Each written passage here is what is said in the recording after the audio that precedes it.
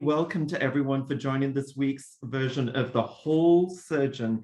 We're really excited to introduce you to a few of our ACS members and see what they really enjoy outside of the operating room and how it helps them to thrive and flourish as true human beings and surgeons. So today, it really is an amazing honor for me to interview Taylor Riall. Taylor, thank you so much for joining us today. Thank you, Rohan. It's great to be here. So, today we want to find out a little bit about how you have managed to balance your work-life balance. You're the chair of a major department. You're a complete human being. And I kind of want to find out how you tick, Taylor. Yeah, it's a really great question. It's something that I'm constantly working on, Rohan. But I think a lot about as things change in my life and as I change, as things around me change, those priorities shift. And I'm just constantly reevaluating those priorities and asking myself the question, is the time and energy I'm spending aligned with those priorities? And I think it's a process that we need to kind of go through continuously over the course of our lives and our careers because it changes so rapidly, just given so many external events in our environment, in our world. One of the things I've learned is that I don't have to do this alone, and that when I ask for help, there's always people there who will help me. I used to think I was the only one who can take care of my patients, but I'm not. I really try hard to model that behavior. I try to take care of myself. I talk about my hobbies. I talk about my life outside the hospital. I know my residents' hobbies and their lives outside the hospital and my faculty and different things. It's just really important to me to acknowledge that and to normalize the stress and the feelings that they have every day. Yeah, that's really good to hear because it's something I work through, Taylor. And I'm sort of in the same way, like the more I do, the better it feels, sort of, because that's how we were ingrained in those days, right? It's like this all or nothing mentality. If I plan to run for an hour and a half, if I can't run for an hour and a half, it's like this pass fail thing, right? Then I'm like, well, if I can only run 30 minutes, then I may as well not even bother, right? And like worked super hard to change that mindset because if I can't run an hour and a half, I'm better off running 30 minutes than like not running at all. And I have just a whole different way that I kind of approach life. What is the goal? How do I do that? And getting away from that sort of all or nothing thinking. You and me both. I think it's partly the way we're wired, but also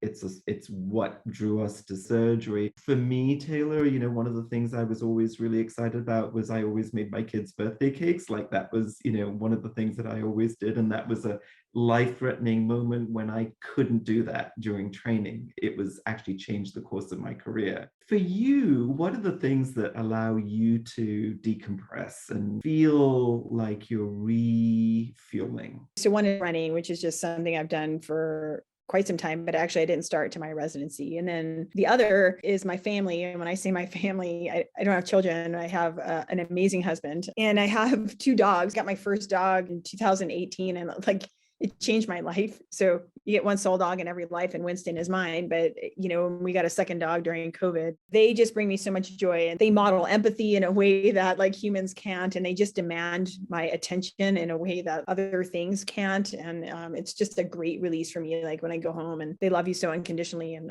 so it's just been a great part of my life. They really are incredible, aren't they? Yeah, it's just a very special bond. And I'm so glad we did it. It was like this big major decision. When we got the dogs, Charlie was like, well, you don't have time and you're always traveling and, we should wait for a better time. And I'm like, well, when is a good time? When am I not going to be busy? One of the things I've sort of learned in my life, especially over the last year, is what am I waiting for? Like my life is now. I need to live my life now and we'll get the dog and then we'll adjust. We'll do whatever that is and adjust. But if I keep waiting for the perfect time to do things, like I'm just going to waste what is now.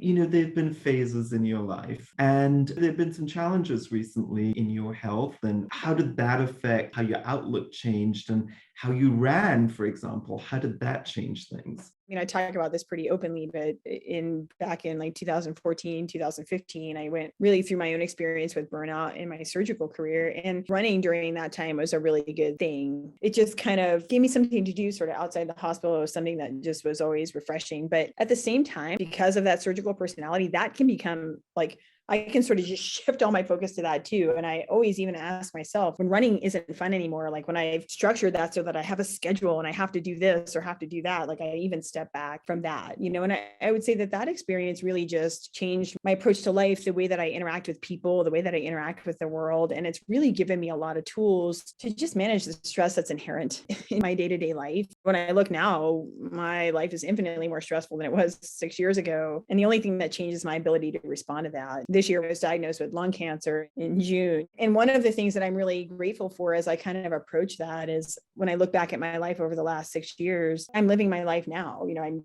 getting a dog if I want to get a dog, and I'm doing the things that I want to do. And yes, I'm busy. And yes, I need to kind of constantly reevaluate and reprioritize, but I don't have a lot of regrets when I look back at like the way I've been living my life for the last 6 years. And when I look forward, I think the same thing. My life is too short. And having a diagnosis of cancer, fortunately it's an early stage cancer, but still like you don't know, and it changes everything. And then nothing actually changes because I still don't know when.